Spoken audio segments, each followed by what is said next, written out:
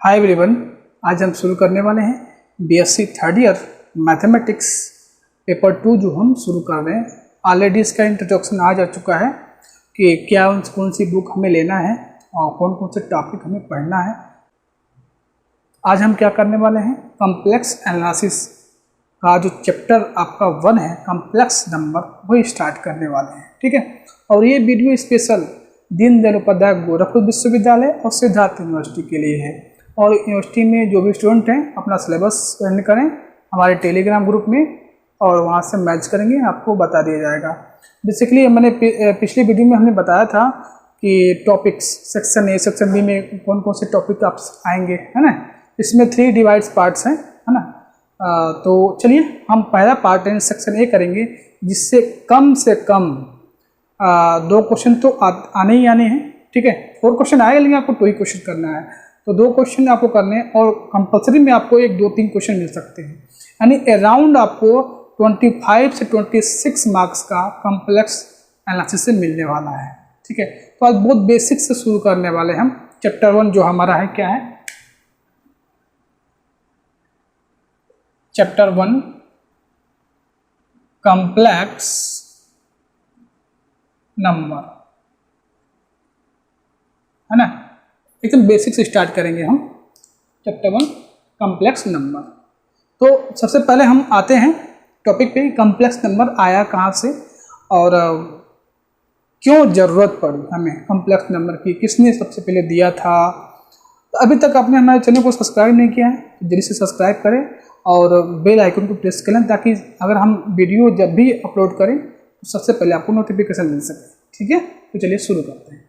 तो अभी तक आपने अगर थर्ड ईयर में हो, चाहे जहाँ भी ये कॉम्प्लेक्स एनालिसिस हो, सेकेंड ईयर में चाहे थर्ड ईयर में, कोई मैटर नहीं करता, अभी तक आपको कॉम्प्लेक्स एनालिसिस के बारे में कुछ नहीं पता है तो कोई बात नहीं, हम एकदम जीरो से स्टार्ट करेंगे, कॉम्प्लेक्स नंबर की डेफिनेशन से स्टार्ट करेंगे। उसके बाद हम ले जाएंगे सिंगुलरिटी, पोल, जितने होते हैं सब चीज़ें कवर करेंगे। लेकिन अब तक आपने कुछ नहीं पढ़ा, कोई बात नहीं। बेसिकली कॉम्प्लेक्स नंबर हमारे सिलेबस में फर्स्ट टाइम कब आया होगा, आई थिंक अगर आप होम बोर्ड आपका हो, मतलब स्टेट बोर्ड है आपका है, तो 12th में होगा। अगर एनसीईआरटी बुक आपकी है तो 11th में आपको मिलेगा चैप्टर 5 कॉम्प्लेक्स नंबर। थोड़ा सा उसमें दिया गया है हल्का फुल्का डेफिनेशन और मतलब कवर किया गया है, बेसिक चीज़ें दी गई है उसमें, तो उसमें आप देख सकते हैं। या हम यहाँ पर शुरू करने वाले कॉम्प्लेक्स नंबर को बेसिकली हम हिंदी में क्या बोलते हैं, सम्मिश्र संख्याएं बोलते हैं। अगर आप हिंदी मीडियम पढ़ के आए हैं तो थोड़ी प्रॉब्लम होगी आपको, इंग्लिश मीडियम में हो रहा होगा, बट आप थर्ड ईयर में चले गए तब कोई दिक्कत नहीं है। ठीक है, तो वहाँ पर हिंदी मीडियम में पढ़ा था कॉम्प्लेक्स, जिसे हम सम्मिश्र संख्या कहते हैं, और यहाँ पर इंग्लिश मीडियम पढ़ेंगे। बेसिकली कॉम्प्लेक्स नंबर से कॉम्प्लेक्स एनालिसिस एक स्पेशल टॉपिक है, मैथमेटिक्स का बहुत बड़ा टॉपिक है कॉम्प्लेक्स एनालिसिस। जब आप हायर मैथमेटिक्स में जाओगे, JAM, NET, GATE and BHM, TIFR preparation करने जाओगे, तो आपको एक टॉपिक प्रॉपर्ली टॉपिक है, एक बुक है कॉम्प्लेक्स की, तो वहाँ स्टडी करने के लिए मिलता है आपको, है ना। तो बात करते हैं हम कॉम्प्लेक्स नंबर की, स्टार्ट कर रहे हैं। तो हम जब लोअर क्लास में थे, आई थिंक क्लास 10th की बात करें, तो एक क्वाड्रेटिक इक्वेशन हुआ करता था ax² + bx + c = 0, है ना। तो इसका एक कंडीशन था कि कैसे, एक आपने श्रीधर 4 नियम पढ़ा था कि इस फॉर्मूले का यूज करके हम क्या करते हैं, इसके जो रूट्स होंगे उसको फाइंड कर लेते थे, या तो फैक्टर से या इस मेथड से, जिससे भी आप सुपीरियर आपको लगता हो, तो इससे हम निकालते थे। लेकिन एक कंडीशन था, कंडीशन क्या था, जब हम लोअर क्लास में थे तो हमसे ये कहा गया, जो इसकी विविधकर यानी डिस्क्रिमिनेंट होता है कि जब b² - 4ac > 0 हो या b² - 4ac = 0 हो, तभी इस फार्मूले को आप यूज करना, है ना। कहा गया कि अगर b² - 4ac अगर <0 आता है, यानी निगेटिव नंबर आता है, तो आप इस फार्मूले को अप्लाई नहीं कर सकते। क्यों नहीं कर सकते, उसका रीजन था कि हमें वहाँ पर इसकी वैल्यू नहीं पता होती थी कि रूट में -1 की वैल्यू क्या होगी।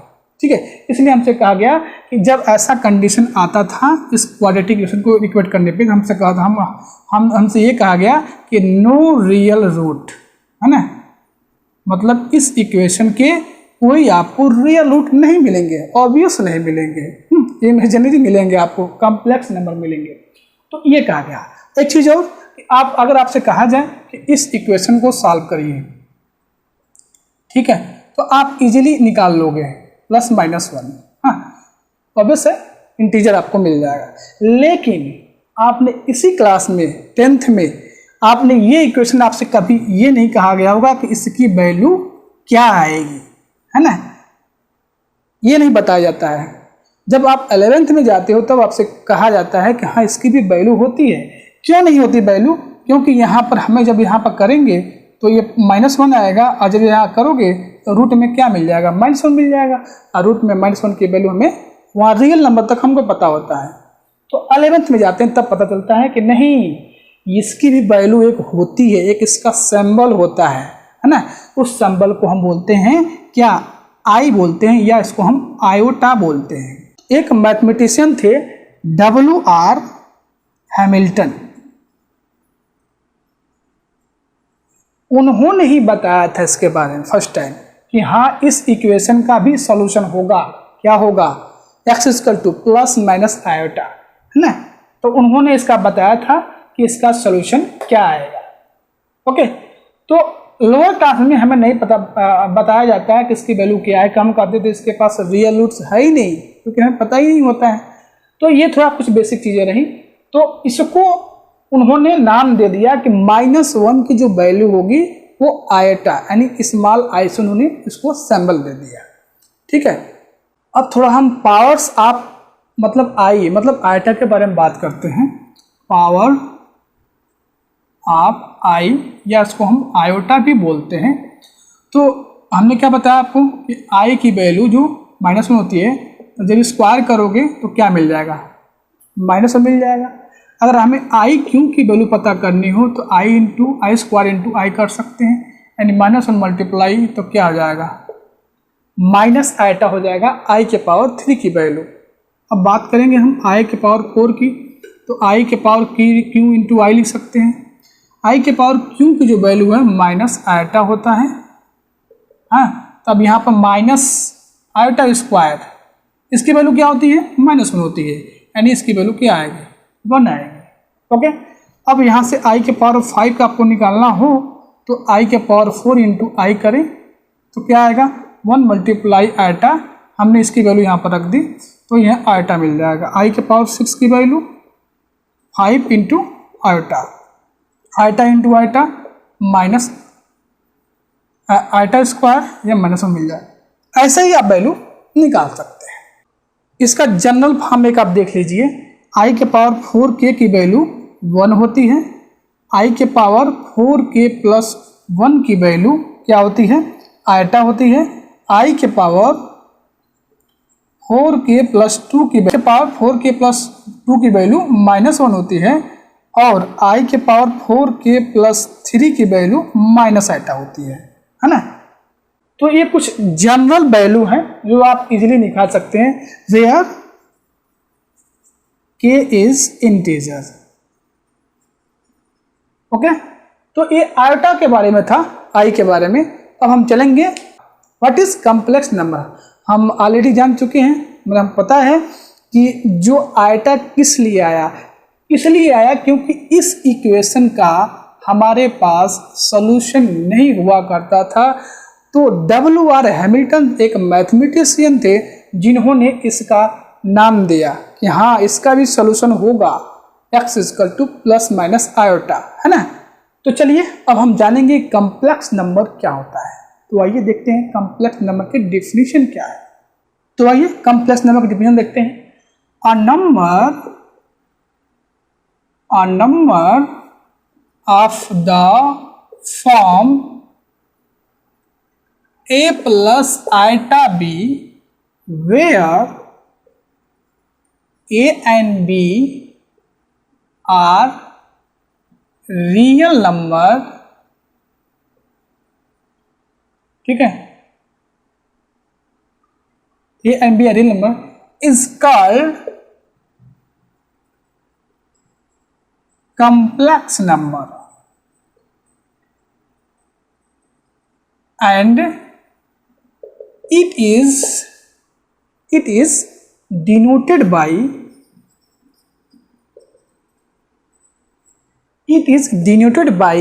जेड से हम डिनोट करते हैं हमेशा कॉम्प्लेक्स नंबर को a प्लस आइटा बी, है ना।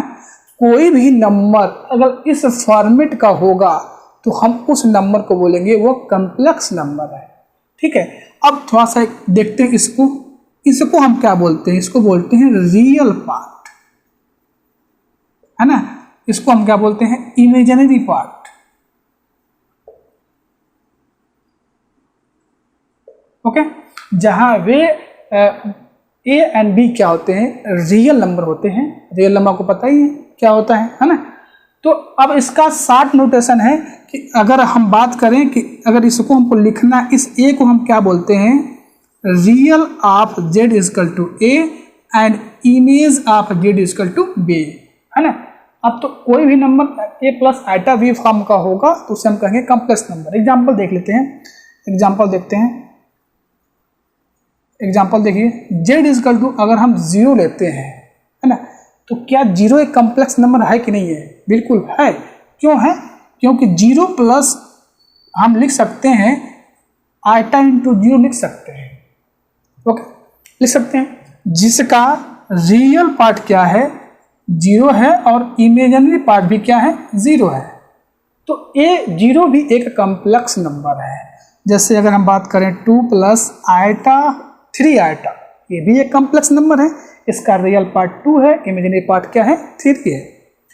जेड इजकल टू अगर हम 1/2 प्लस √2i ले लें, ये भी एक क्या है, कॉम्प्लेक्स नंबर है। तो जितने रियल नंबर होते हैं, नेचुरल नंबर होते हैं, सब क्या होते हैं, कॉम्प्लेक्स नंबर होते हैं।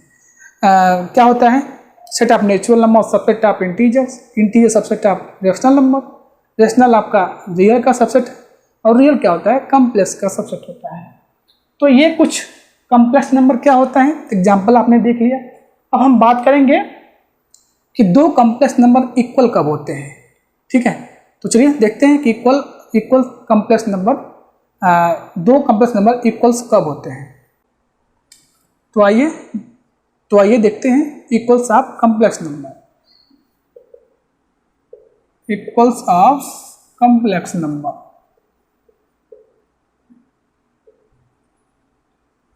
सपोज हमारे पास कोई एक कॉम्प्लेक्स नंबर Z1 है a प्लस आइटा बी, और दूसरा क्या है, Z2 है c प्लस आइटा बी, है ना।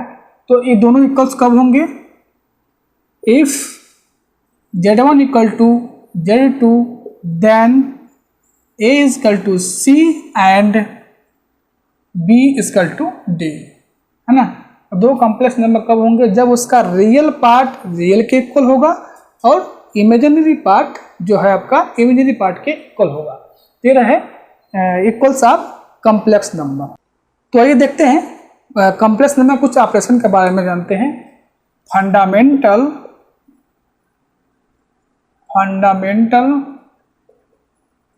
Operation of complex number.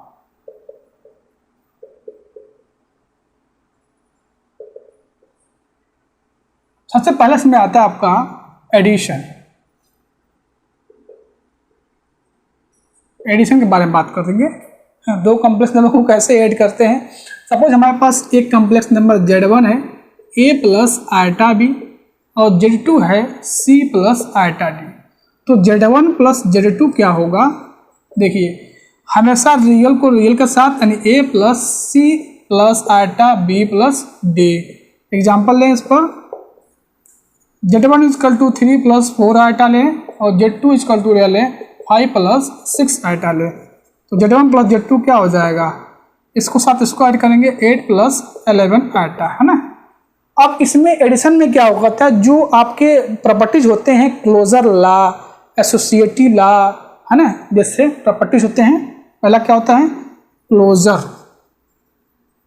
Closure law, second होता है आपको एसोसिएटिव लॉ, और थर्ड होता है आपका क्लोजर एसोसिएटिव हो गया आपका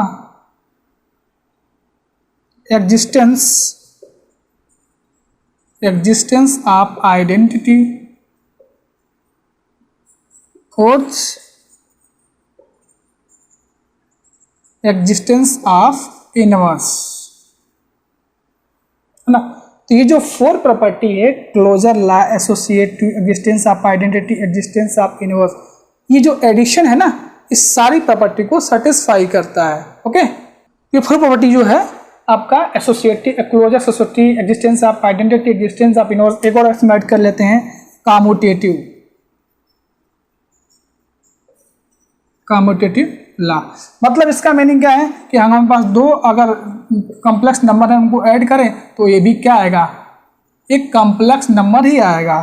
एसोसिएटिव को पता ही है, Z1 plus Z2 plus Z3, हाँ, इक्वल होगा किसके, Z1 प्लस Z2 और Z3 के। आपने पढ़ा होगा, मतलब फर्स्ट ईयर में आपने इसको स्टडी किया होगा। तो ये सारी प्रॉपर्टीज़ की आइडेंटिटी क्या मिलेगी, इसका इन्वर्स क्या मिलेगा। दो कॉम्प्लेक्स नंबर को Z1 प्लस Z2 करें तो Z2 प्लस Z1 के इक्वल होगा। तो ये एडिशन के एस्पेक्ट में आप ऐसे ऐड कर सकते हैं, और ये सारी प्रॉपर्टी होल्ड करता है। क्या करता है, होल्ड करता है। तो ये रहा इसका फर्स्ट जो ऑपरेशन है एडिशन का, इसको आपने देखा। चलिए इसका हम सेकंड ऑपरेशन देखते हैं, सबट्रैक्शन का ऑपरेशन देखते हैं। तो आइए देखते हैं सबट्रैक्शन का ऑपरेशन। अगर हमारे पास दो कॉम्प्लेक्स नंबर है, Z1 equal to A plus iota B और Z2 equal to C plus iota D, है ना। तो Z1 माइनस Z2 अगर हम करते हैं तो A minus C plus iota B minus D। Okay, example ले लेते हैं इस पर। Z1 equal to 4 plus 5 eta ले लें, और Z2 इक्वल का ले लें 5 प्लस 7 आयटा ले सकते हैं।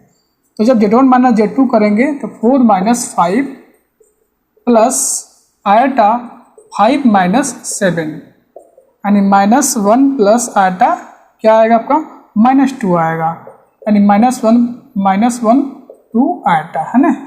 ये आपका आंसर हो जाएगा। तो ये सबट्रैक्शन कराएगा। अब हम जाएंगे तो इस पर मल्टीप्लिकेशन के रिस्पेक्ट में, मतलब दो कॉम्प्लेक्स नंबर कैसे मल्टीप्लाई करते हैं, उनके जो ऑपरेशन सेटिस्फाई करते हैं, सारे सेटिस्फाई वो भी करता है। Closure law, associative law, existence of identity, existence of inverse, है ना, सारी प्रॉपर्टी सेटिस्फाई करता है। तो आइए देखते हैं, दो ऑपरेशन और मल्टीप्लिकेशन का। सपोज हमारे पास दो कॉम्प्लेक्स नंबर है, A प्लस आयटा B और C प्लस आयटा D। तो उनका मल्टीप्लाई कैसे करते हैं, क्या करते हैं, इस A को C से मल्टीप्लाई करके माइनस कर देंगे, B इंटू D कर देंगे प्लस आयटा, और यहाँ पर हम BC प्लस AD कर देते हैं। डिवीजन मतलब दो कॉम्प्लेक्स नंबर एक को कैसे डिवाइड कैसे करते हैं। तो हमारे पास दो कॉम्प्लेक्स नंबर Z1 और Z2, A plus iota B और C प्लस आयटा D। तो क्या करते हैं, यहाँ पर जो उसके डिनोमिनेटर में नंबर होता है उसके हम अपोजिट साइन से लेके मल्टीप्लाई करते हैं, कुछ इस तरह से आपका आ जाएगा, है ना। अब ध्यान रहे कि मल्टीप्लिकेशन में भी सारी प्रॉपर्टी सेटिस्फाई करता है, जैसे आपका क्लोजर ला, है ना। दूसरा आपका होता है एसोसिएटिव ला, तीसरा होता है आपका आइडेंटिटी, और फोर्थ होता है आपका इनवर्स। यहां तक डिस्ट्रीब्यूटिव ला भी सेटिस्फाई करता है। तो ये closure law, associative, identity, inverse, distributive law और आपका कम्यूटेटिव ला भी ये होल्ड करता है। इसका मतलब दो कॉम्प्लेक्स नंबर लें, उनका मल्टीप्लाई करें, Z1 into Z2 equal to Z2 into Z1 आ जाएगा, है ना। ये सब चीज़ें आप बेसिक फर्स्ट ईयर में आपको जाननी चाहिए थी। ये वहाँ पर ग्रुप थ्योरी में आपको पता होगा, याद होगा आपको, ग्रुप थ्योरी में आपने देखा होगा कॉम्प्लेक्स नंबर के बारे में। तो कुछ ये बेसिक के ऑपरेशन थे, मैंने आपसे पहले ही बोला है, हम एकदम जीरो से स्टार्ट करेंगे, चाहे आप कॉम्प्लेक्स में पता है चाहे नहीं पता है, कोई मैटर नहीं करता, है ना। तो अब हम जाएंगे नेक्स्ट, तो अब हम जाएंगे थोड़ा मॉडुलस और कंजुगेट कैसे निकालते हैं किसी कॉम्प्लेक्स का, ये भी देख लेते हैं। तो आइए देखते हैं, ठीक है। तो आइए देखिए, लेट हमारे पास अगर कोई complex number suppose A plus iota B दिया हुआ है, इसका हम मॉडुलस में देखते हैं, मॉडुलस कैसे निकालते हैं। मॉडुलस को बेसिकली हम मॉड Z को से रिप्रेजेंट करेंगे। तो कोई भी कॉम्प्लेक्स नंबर है तो उसके जो नंबर्स होते हैं A और B, उनका स्क्वायर कर देते हैं, वही हमारा मॉडुलस होता है। अगर आप एग्जांपल देखना चाहते हैं तो Z equal to 3 plus 4 iota का मॉडुलस क्या आएगा, मॉडुलस आएगा आपका 3 का स्क्वायर प्लस 4 का square this equal to 9 plus 16, यानी क्या जाएगा 5 आ जाएगा। तो रहा मॉडुलस किसी कॉम्प्लेक्स नंबर का हम मॉडुलस कैसे फाइंड करते हैं। अब कंजुगेट की बात करें, सपोज हमारे पास कोई complex number z equal to c plus iota D है, तो कंजुगेट को हम कैसे z बार से डिनोट करते हैं, मतलब ऐसे, ठीक है। और जो भी यहाँ पर साइन होगा, ठीक, उसका आप अपोजिट ले लेना, मतलब अगर यहाँ प्लस है तो c माइनस आइटा डी इस कॉम्प्लेक्स नंबर यानी c प्लस आइटा डी का कंजुगेट है। एग्जाम्पल देखना आपको, तो एग्जाम्पल देख लीजिए, z इक्वल टू अगर 3 प्लस 4 आइटा है तो इसका कंजुगेट क्या होगा 3 माइनस 4 आइटा होगा। अगर हमारे पास अगर 5 माइनस 6 आइटा है तो इसका कंजुगेट क्या होगा 4 प्लस 6 आइटा होगा। ऐसे सब चीज़ें आपको पता होगी, ठीक है, बट ये चीज़ें हम आगे बहुत यूज़ करेंगे, है ना, इसलिए मैं कुछ स्किप करके नहीं चल रहा हूँ। जो भी चीज़ें रही साथ साथ चलेंगे और आपका कंसेप्ट भी क्लियर हो गया। अब तो बात हो गई, आपने कॉम्प्लेक्स नंबर जान लिया, डेफिनेशन जान लिया, उसका ऑपरेशन जान लिया, मॉडुलस कंजुगेट के बारे में जान लिया। अब हम जानेंगे कि कॉम्प्लेक्स नंबर को रिप्रेजेंट कैसे करते हैं। दो तरह से रिप्रेजेंट करते हैं, एक तो हम XY प्लेन में रिप्रेजेंट करते हैं जिसे हम आर्गन प्लेन भी कहते हैं, और दूसरा पोलर फॉर्म में। दो तरीके से हम रिप्रेजेंट करते हैं। आइए उसको भी हम देख लेते हैं कि क्या होता है। तो आइए देखते हैं कॉम्प्लेक्स नंबर को रिप्रेजेंट करने का जो फर्स्ट मेथड है वो है XY प्लेन पर कैसे रिप्रेजेंट करते हैं, यानी आर्गन प्लेन भी उसे हम कहते हैं। Geometrical representation of complex number in XY plane. तो a complex number z equal to x plus iota y, मतलब आप कोई भी वेरिएबल ले सकते हैं।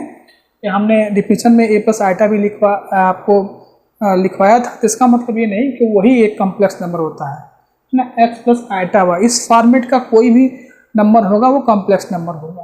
Can be represented by a point p having coordinate X Y then X Y plane. Suppose ये हमारे पास ये कोऑर्डिनेट है,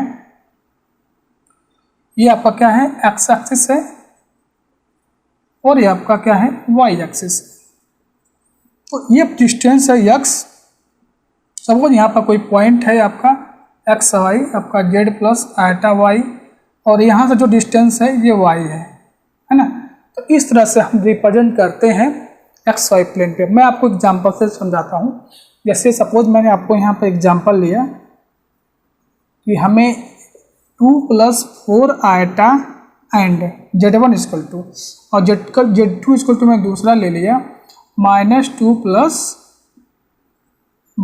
प्लस 3 आइटा।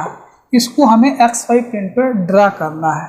तो सबसे पहले इसका आर्डर पेयर लिख लीजिए, x 2 y 4 एंड ये -2 और ये 3।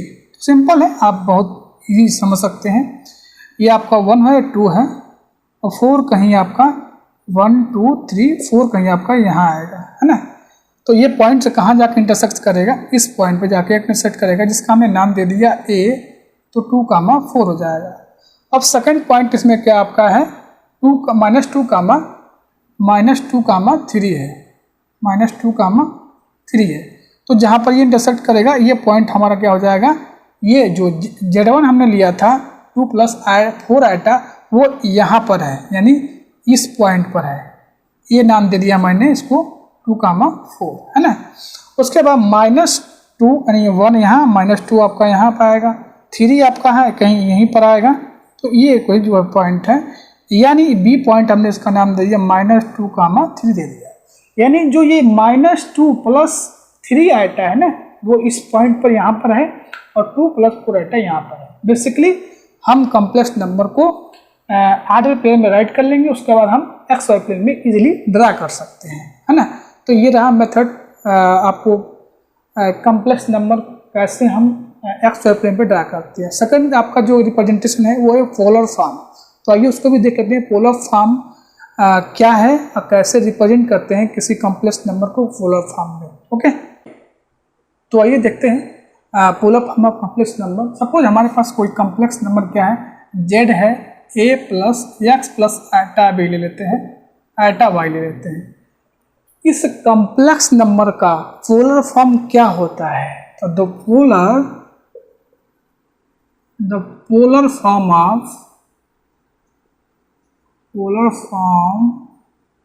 ऑफ कॉम्प्लेक्स नंबर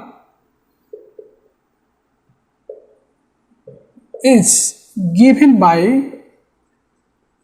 क्या लेते थे हम लोग, z equal to R cos theta plus iota sine theta. अब इसमें ये r क्या है, थीटा क्या है, तो देखिए ये प्लेन, देखिए ये हमारा x एक्सिस होता है और ये हमारा y एक्सिस होता है, और ये देखिए ये हमारा डिस्टेंस y है और ये x है, ये एंगल थीटा।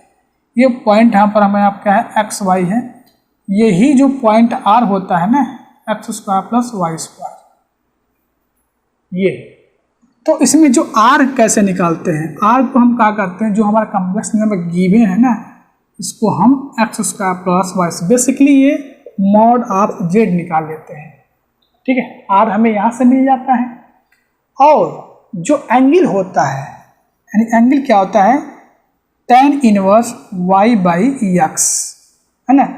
अब इस थीटा को हम क्या क्या बोलते हैं, इसको ध्यान से देखिएगा, इसका हम यूज करने वाले हैं। इसको बोलते हैं हम आर्गुमेंट ऑफ जेट। थीटा को क्या बोलते हैं, आर्गुमेंट ऑफ जेट या एम्पलीट्यूड, एम्पलीट्यूड ऑफ जेट। इसका शॉर्ट नोटेशन क्या है, A R G of Z, है ना। मतलब थीटा, थीटा को हम बोलते हैं, क्या बोलते हैं, आर्गुमेंट ऑफ जेड बोलते हैं, है ना। और जो थीटा की जो वैल्यू होती है वो किसके किसके बीच होनी चाहिए, 0 से लेके 2 पाई बीच के बीच में, है ना। जो थीटा की वैल्यू कहाँ कहाँ से राइज करना चाहिए, 0 से लेकर 2 पाई बीच में। जब इसकी वैल्यू -पाई से लेके और पाई के बीच लाई करती है, तब हम कहते हैं ये प्रिंसिपल वैल्यू दे रहा है। क्या दे रहा है, प्रिंसिपल वैल्यू, है ना। तो आज आपने क्या देखा, ये आपने देखा कि कॉम्प्लेक्स नंबर को कैसे कैसे रिप्रेजेंट करते हैं। पोलर फॉर्म आपने देख लिया कि पोलर फॉर्म में किसी कॉम्प्लेक्स नंबर को कैसे रिप्रेजेंट करते हैं। तो ये कॉम्प्लेक्स नंबर का रिप्रेजेंटेशन है। यहाँ जो x होता है वो क्या होता है, r cos थीटा होता है, और जो y होता है वो r sin थीटा होता है ना। ये रिप्रेजेंट करने का, पोलर फॉर्म रिप्रेजेंट करने का किसी कॉम्प्लेक्स नंबर का एक मेथड है, ठीक है। एक एग्जांपल देख लेते हैं और अच्छे से क्या आपका कंसेप्ट क्लियर हो जाएगा, ओके। तो इस एग्जांपल के थ्रू समझ लेते हैं। इसमें सबसे पहले हम क्या पुट करेंगे, हम x इजकल टू क्या पुट करते हैं, r cos थीटा, और y इजकल टू क्या पुट करते हैं, i sin थीटा। तो यहाँ से x की जगह पे 1 r cos थीटा, और यहाँ से √3 r sin थीटा, है ना। r कैसे निकालते हो, इन दो इक्वेशन को क्या कर दो, स्क्वायर करके ऐड कर दोगे, तो r इसका टू क्या मिल जाएगा, रूट में आपको 4 यानी आपको 2 मिल जाएगा, है ना। हमारा जो कॉम्प्लेक्स नंबर होता है वो क्या होता है, r cos theta plus eta sin theta, okay. तो चलिए देख लेते हैं। फिर r तो मिल गया हमको, अब हमें एंगल चाहिए। तो ये हमारा कॉम्प्लेक्स नंबर होता है पोलर फॉर्म का, r into cos theta plus iota sine theta, okay. अब हमें r मिल गया है, हमारा r मिल गया है 2, तो यहाँ पर जब रखेंगे तो cos थीटा इजकल टू क्या होगा, 1/2, यानी cos थीटा 1/2 का मतलब π/3, ओके। अब यहाँ से क्या आ जाएगा आपका साइन, जब यहाँ पर रखोगे तो साइन थीटा इजकल टू क्या मिल जाएगा आपको, यहाँ से मिल जाएगा √3/2 आ जाएगा। और ये वैल्यू किसकी होती है, साइन में, यहाँ पर क्या होगा cos π/3, तो थीटा मिल जाएगा π/3। सेम इसकी भी वैल्यू क्या आएगी, π/3 ही आ जाएगी, यानी हमें एंगल मिल गया, क्या मिल गया, π/3 मिल गया। तो polar form of complex number आपको r की वैल्यू मिल गई है 2, और cos π/3 plus iota sine π/3, okay.